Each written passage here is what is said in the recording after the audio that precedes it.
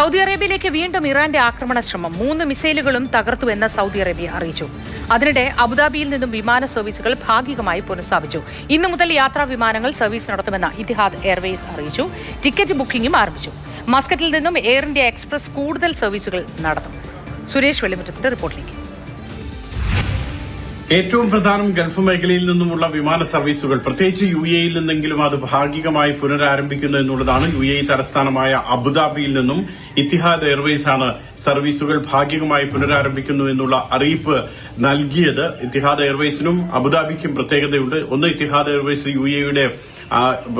യുഎയുടെ national കാരിയറാണ്. അതോടൊപ്പം തന്നെ Abu Dhabi എന്ന് പറയുമ്പോൾ UAE-യുടെ തലസ്ഥാനവുമാണ്. അവിടെ നിന്നുമാണ് ആദ്യ വിമാന സർവീസ് ഭാഗികമായി പുനരാരംഭിക്കുന്നത് എന്നുള്ള വാർത്ത വരുന്നത്.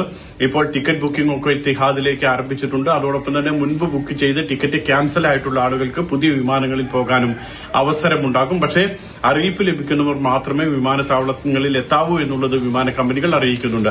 ദുബായിൽ നിന്നും എമിറേറ്റ്സും ഫ്ലൈ ദുബായും ഭാഗികമായി സർവീസുകൾ പുനരാരംഭിക്കുന്നു എന്ന് അറിയിച്ചിട്ടുണ്ട്. അതോടൊപ്പം തന്നെയാണ് മസ്കറ്റിൽ നിന്നുമുള്ള സർവീസുകൾ കാര്യമായി തന്നെ നടക്കുന്നുണ്ട്. എയർ ഇന്ത്യ എക്സ്പ്രസിന്റേത് അടക്കമുള്ള സർവീസുകൾക്ക് കാര്യമായിട്ടുള്ള തടസ്സങ്ങൾ ഉണ്ടായിട്ടില്ല. ഇന്ന് കൂടുതൽ സർവീസുകൾ നടത്തുമെന്ന് എയർ ഇന്ത്യ എക്സ്പ്രസും അറിയിക്കുന്നുണ്ട്. മറ്റ് ബഹ്റൈൻ, ഖത്തർ, കുവൈറ്റ് ഇവിടങ്ങളിൽ നിന്നുമുള്ള വിമാന സർവീസുകൾ കാര്യമായി പുനരാരംഭിക്കാൻ ഇതുവരെ കഴിഞ്ഞിട്ടില്ല. അതോടൊപ്പം ഇന്ന് രാവിലെ സൗദി അറേബ്യയിൽ മിസൈൽ ആക്രമണ ശ്രമം ഉണ്ടായി. 3 മിസൈലുകളാണ് സൗദിയിലെ വ്യോമതാവളത്തിനു നേരെ വന്നത്. ആ 3 മിസൈലുകളെയും പ്രതിരോധിക്കാൻ സൗദി പ്രതിരോധ സേനയ്ക്ക് കഴിയുകയും ചെയ്തു. അതിനപ്പുറത്തേക്ക് GCC രാജ്യങ്ങളിൽ നിന്നൊന്നും കാര്യമായിട്ടുള്ള ഒരു ആക്രമണ സംഭവങ്ങൾ ഇന്ന് രാവിലെ ഉണ്ടായിട്ടില്ല. ഏതായാലും വിമാന സർവീസുകൾ ഭാഗികമായെങ്കിലും പുനരാരംഭിക്കുന്നു എന്നുള്ളതാണ് പ്രതീക്ഷ നൽകുന്ന വാർത്ത.